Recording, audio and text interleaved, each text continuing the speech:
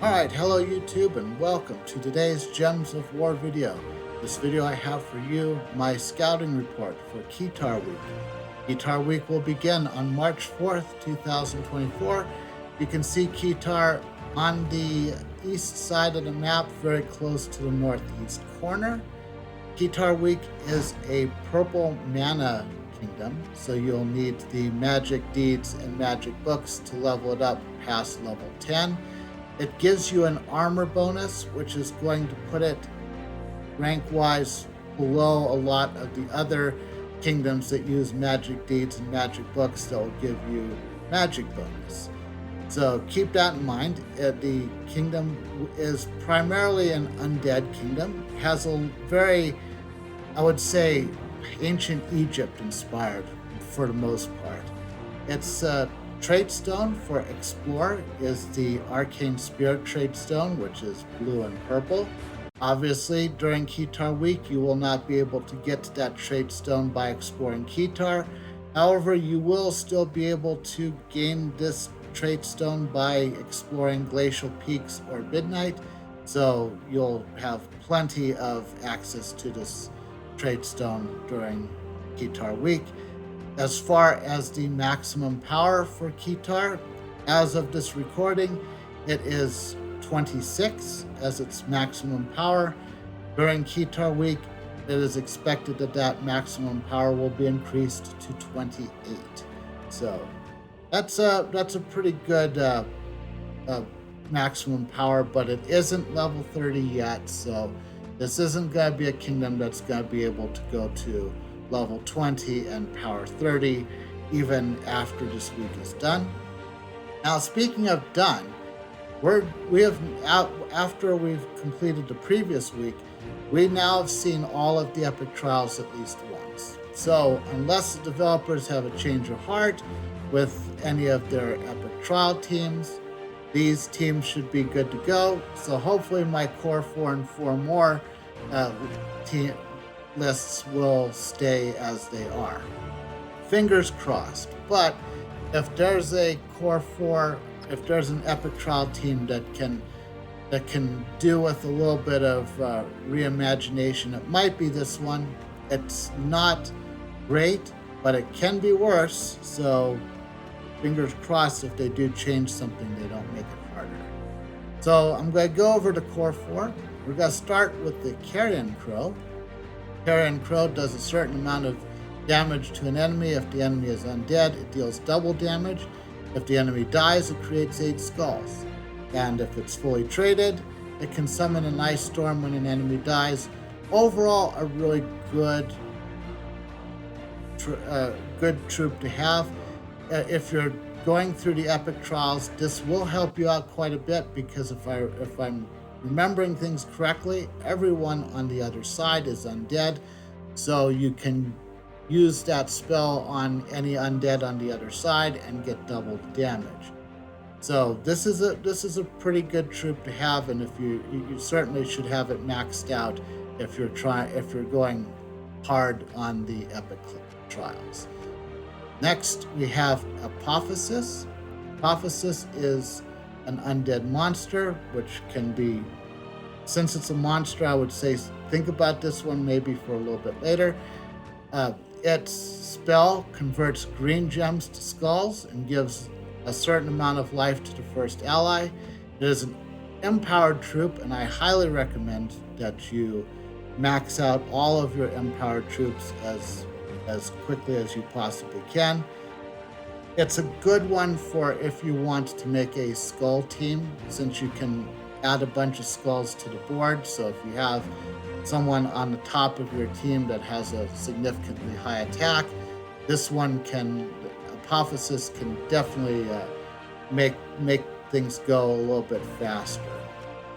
Next, we have Bone Dragon. In terms of the class trial, or in terms of the epic trials, Bone Dragon is probably going to help you out the least. However, Bone Dragon is really good for newer players because it eliminates up to 25 armor on an enemy. That armor is fixed, so early players will get a lot of use out of this. As you go on, that number is going to seem underwhelming, but it also creates 9 skulls, boosted by armor eliminated at a ratio of 4:1, and gains a certain amount of armor equal to magic. So overall, Bone Dragon, and it inflicts frozen when enemies deal skull damage to it.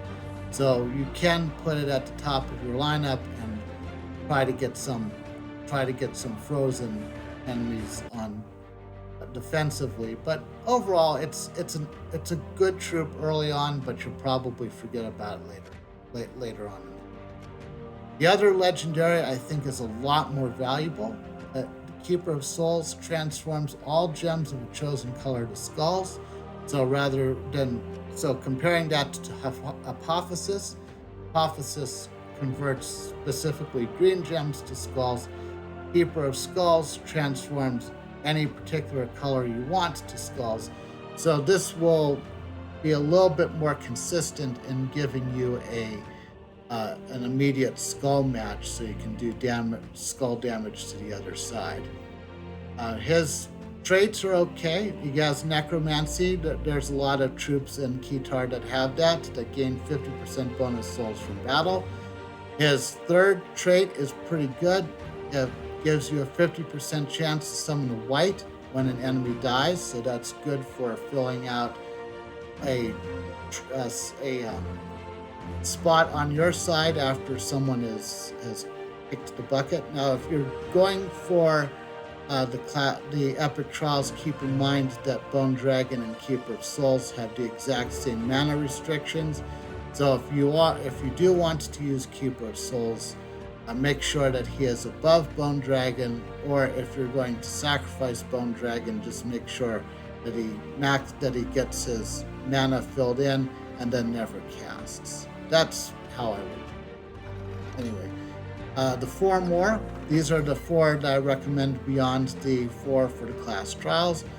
I would definitely give a look at white, particularly if you're going to go with Keeper of Souls, because this is the troop that he summons.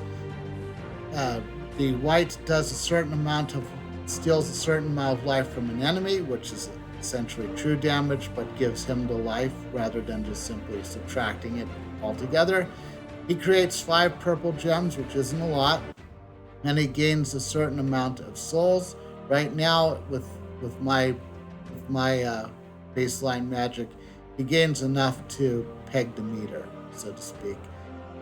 His traits, the first one is probably my favorite. He gains bonus blue mana from blue gem matches, and of course he uses blue mana, so that can definitely help him out quite a bit.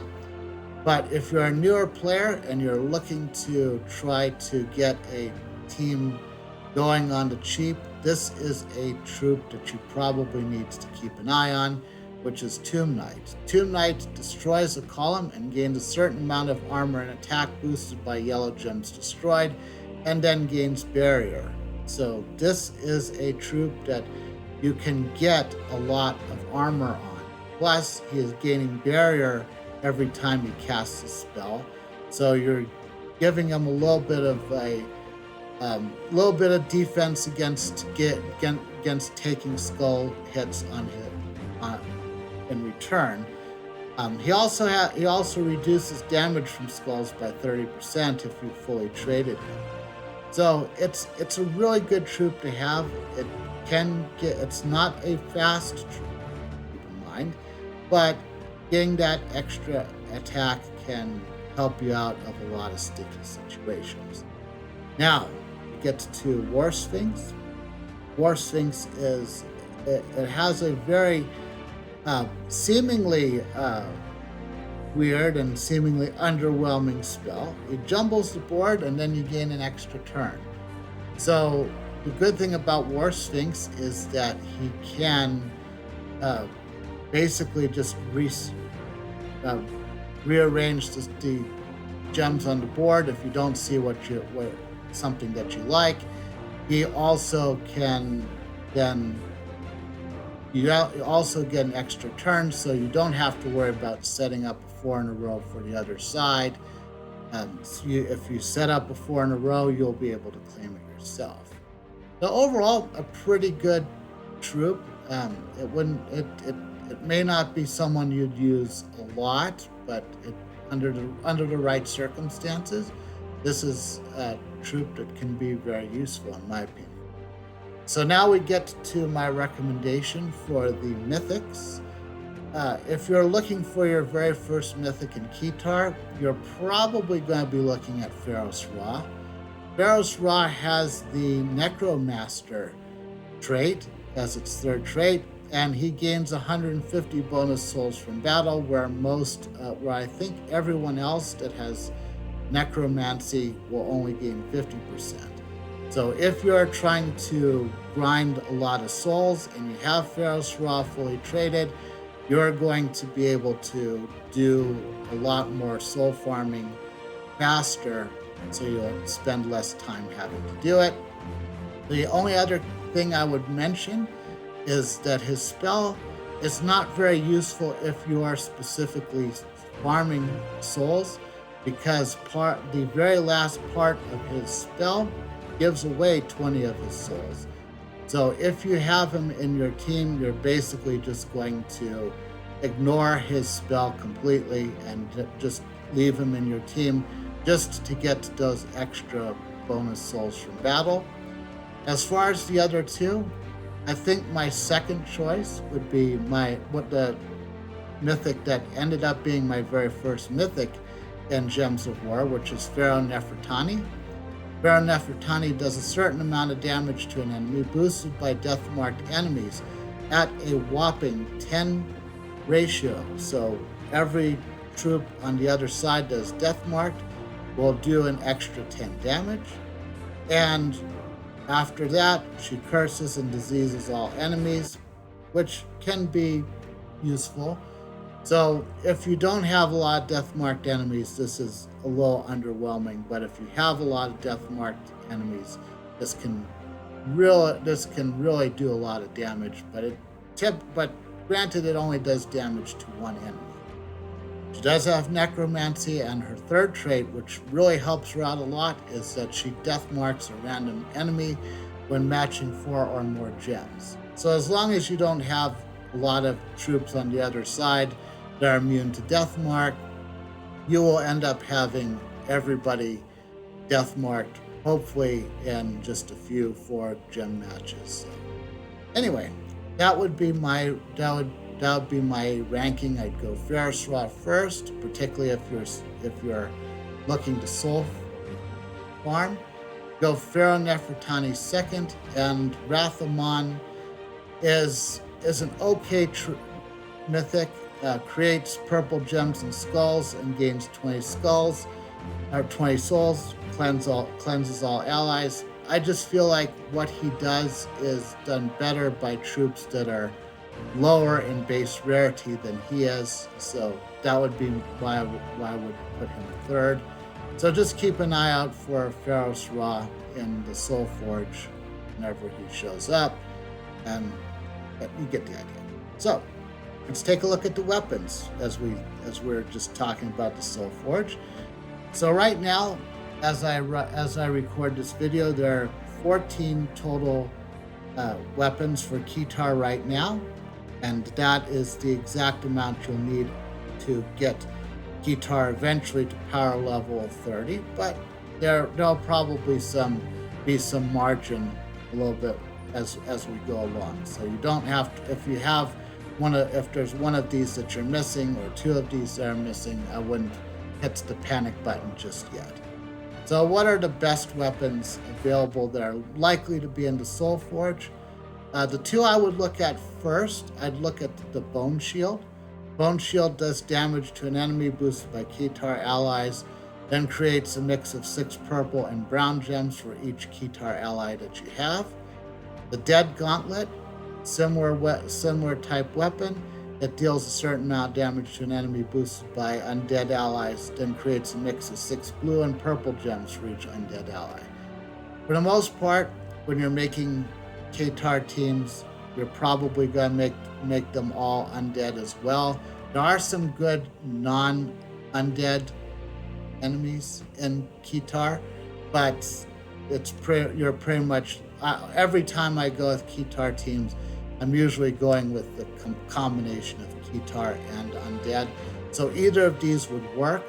So if you're looking at choosing one of them versus the other, I would just look for which one fits the team better in terms of the mana that it generates.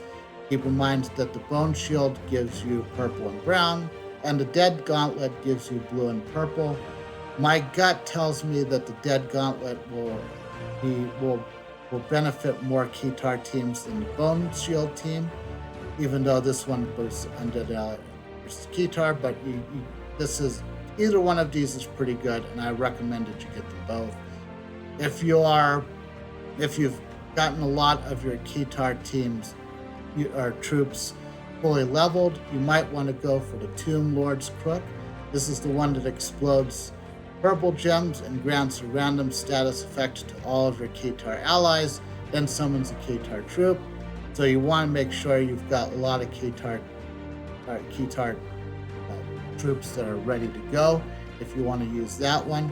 Scarab Blade, pretty much exactly the same thing except for undead allies. So this one you might want to look at if you've got a lot of your undead troops ready to go across all of your kingdoms. So yeah, these are the four weapons I think are the best. Some honorable mentions. These two I don't think are going to be in the Soul Forge per se. Well, one of them I don't think is going to be in the Soul Forge, and the other one is going to be in the Soul Forge all the time. So the one I don't think is going to be in the Soul Forge is Phylactery. This weapon, basically, I think you get this by increasing your gem mastery. It restores your life to full. You get an extra turn, and then you gain a lot of souls. At my level, I'm basically getting enough souls to peg the meter right off the bat. It's 14 blue and purple, so it does take a little bit of time to fill up. But if you're looking to do a lot of soul grinding and you want to get things done fast, you can put your hero on the team with this weapon. Put your hero at the top so that you can get that charged up as quickly as you can. Fire it off, and then beat everyone else with everyone else that you have. So because you won't get a lot of bonus souls from your hero, but as long as you've got Necromancy or Pharaoh's Raw on your other three troops, then you're good to go as far as the soul teams go. And then I have to bring up Dustbringer. Dustbringer is available in the Soul Forge all the time. The hardest part there are two hard prerequisites for Dustbringer. One is it needs 3 very specific legendary weapons that you need to craft first before you craft the Dustbringer. And the second thing is that you need to have 1 million souls to trade in order to get it. However, Dustbringer and Dawnbringer are two of the weapons that you see in recommended teams all the time. You may see Dawnbringer more often than Dustbringer, but I chalk that up to Dawnbringer being a little bit easier to obtain than the Dustbringer. So, but if you have them both, that covers that. Since they have different mana restrictions, having them both gives you a little bit more latitude to pick whichever one fits the mana restriction for that particular team. Should a mana restriction be enforced, you get the idea. So, the faction weapon is the Bloodthirsty Axe. Bloodthirsty Axe does a certain amount of damage to the first 2 enemies, then inflicts bleed on them. Bleed is pretty good, but it's not one of the best negative status effects. It's an okay weapon. I would bet that you'll find perfectly good axes elsewhere that will do just as good as this one. So you don't necessarily need it, but if you do want a Bloodthirsty Axe, it will only be available during the Faction Assault Day during Khetar Week. And Khetar's already had its faction expansion, so don't expect this to be a weekend event anytime soon. So it's there if you want it. It's not an absolute necessity in terms of faction weapons. However, your class weapon is very, very useful.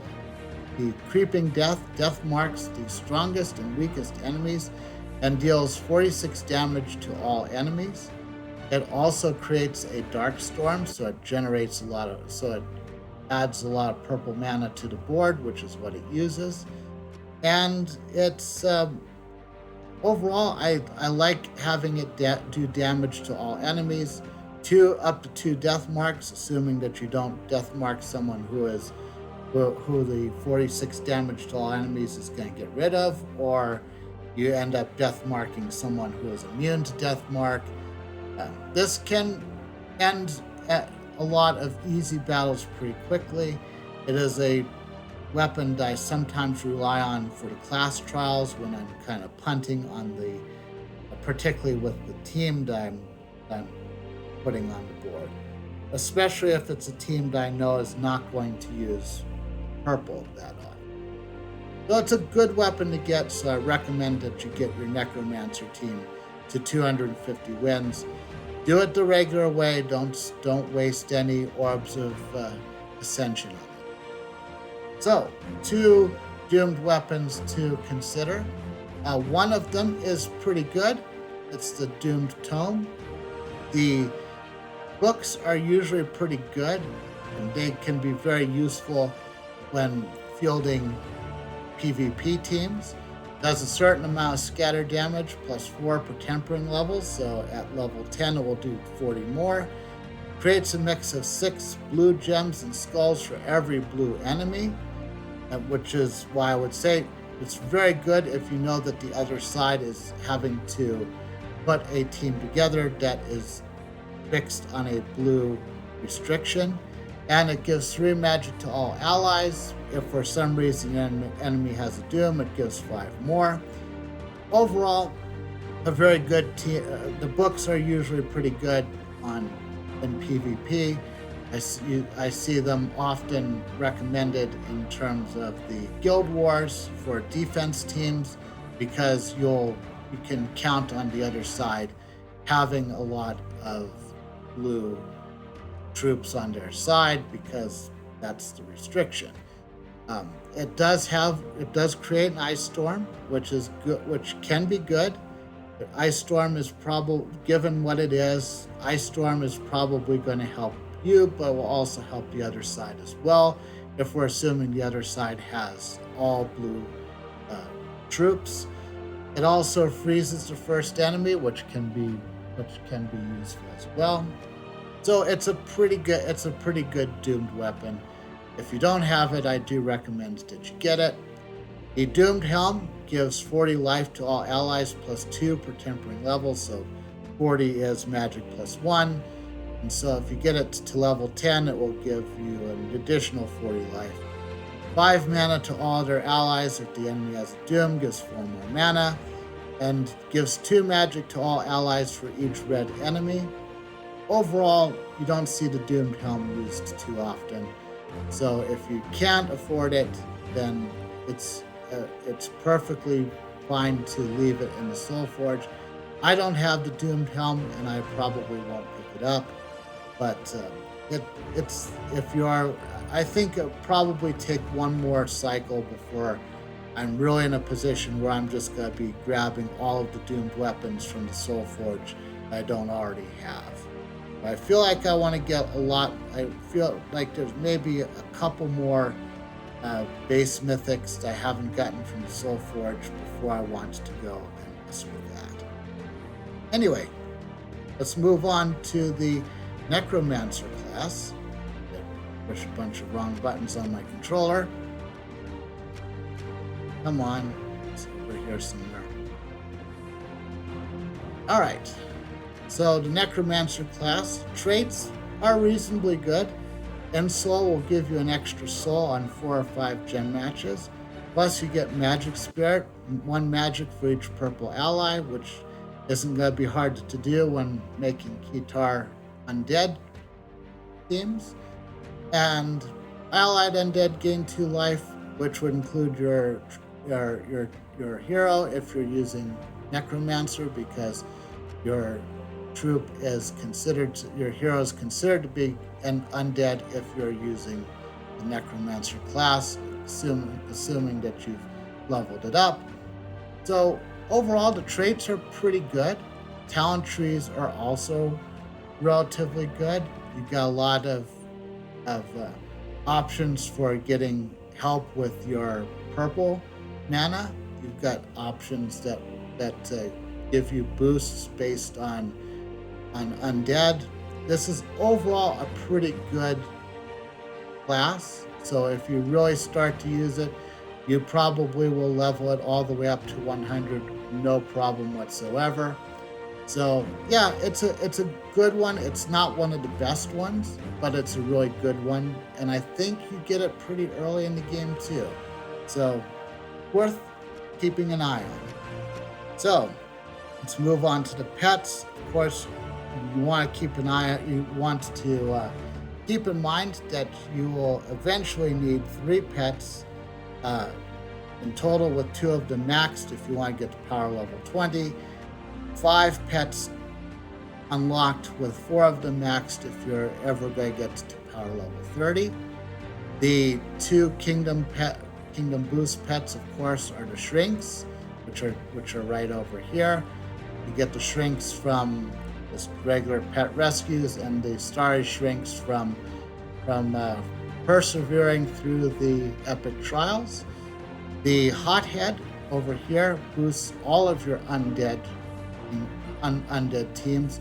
The Death Ender will also boost your undead teams, but only during PvP in this specific region. But yeah, it can be useful if you happen to see it available for purchase with whatever the sigils are that you use in PvP. And then finally, you've got the Rattlebone. The Rattlebone is the faction boost troop for Fangmoor. And we're going to talk about Fangmoor for just a little bit right now. Fangmoor is going to be the faction assault during Khetar week. Fangmoor is also kind of on the east side of the map, a little bit further south than where you'd find Khetar on the overworld map. Its restriction is red and blue, which shouldn't be a big problem as far as getting through specifically the faction assault. Actually, won't even be that big of a problem if you're trying to get through all the way to level 500. However, I would suggest that this is a pretty difficult one to get through pure faction 500. I was able to do it. It took me a lot of tries, and I did have to boost my horde a little bit more than I wanted to for this particular one.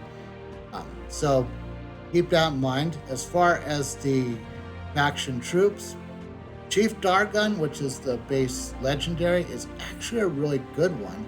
It isn't an undead troop, of course. The primary troop type for Fangmoor is going to be Naga, but his spell is actually pretty good.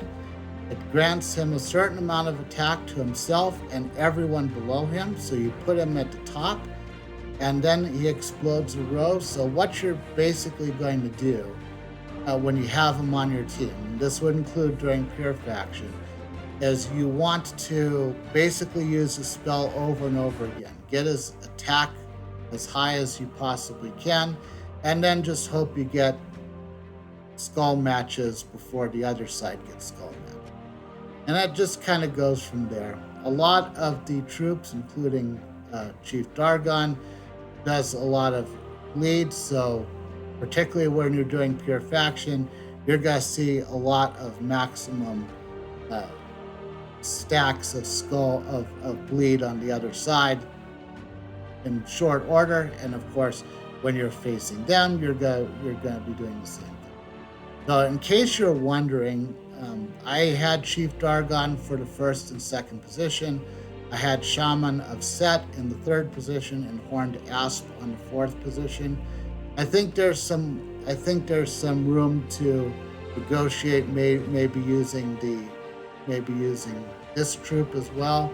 But I definitely would recommend, if you're going for the pure faction, to at least have 2 Chief Dargons on your team, because if one of them goes down and you only had one of them, you're toast. If you had 2 of them and one of them goes down, you still got a shot.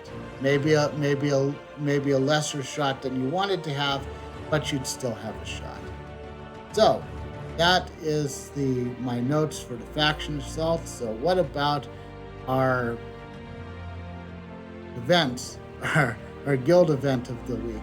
It is going to be an invasion, and we are going to get a brand new siege breaker as part of the invasion. Invasions do tend to be restricted to a particular troop type, given what Terran's world is saying that the new siege breaker is going to look like. It is a divine monster, so we would assume that the troop restriction is going to be one of those 2. So my money, for what it's worth, and I don't think I would put a lot of money on it, is I think it's going to be a monster restriction, but I wouldn't be surprised if it's a divine restriction. So get with that in mind. You have a previous siege breaker for each of those 2 types. So I'm going to cover those real quick. Both of these, I am one of those that I would prefer to have the older siege breaker on my team with the new siege breaker, rather than having 2 of the new siege breakers, because you don't gain any more points for having multiple copies of the same siege breaker. And even though the old siege breaker won't get double the magic, they'll still be able to do tons of damage to the towers. So since I think it's going to be a monster restriction, I'm going to cover the previous monster siege breaker first, and that is the Sharptooth from Drifting Sands. It does a certain amount of damage to an enemy if they're a tower. It does 3 to 5 damage based on its ascensions. And then this next part is part of why I'm kind of trying to will this to be the one that we get, because you get 30% chance of an extra turn and a 30% chance to get your mana back. And those are individual chances. So you could get one of them, you could get both of them. Of course, you could also get neither of them. Other than that, it's not a particularly powerful troop. It's nothing beyond what that spell is. So I would definitely go for Sharptooth, get it leveled up and traded if you're going if it's a monster team. Now, if it's a divine team, then you're going to have to go with the Statue of Veritas if you're going to go for a previous siege breaker. And the statue does a certain amount of damage to an enemy. If they're a tower, same idea. And if it is damaged, it gives all allies barrier. So if this particular troop is going to be if it is going to be a divine restriction, you're going to want to put the statue first in your lineup. Keep in mind that for all of the siege breakers, you get 3 to 5 times skull damage versus towers based on your ascensions, assuming you fully traded them. But that's going to be the same for both the statue and for the new siege breaker. So if it's going to be a divine one, then put this statue in first position so it gets damaged, so it gives you barrier. You probably won't need it, but that would be the way to go. And speaking of the way to go, it is time to go, because that's the end of the video. If you enjoyed this video, please consider leaving a like Subscribe to this channel and or follow me on Twitch. And in the comments below, let me know what you think of Khetar as a kingdom. What's your favorite troop? What do you think of the necromancer class? And I'll see you in the next video.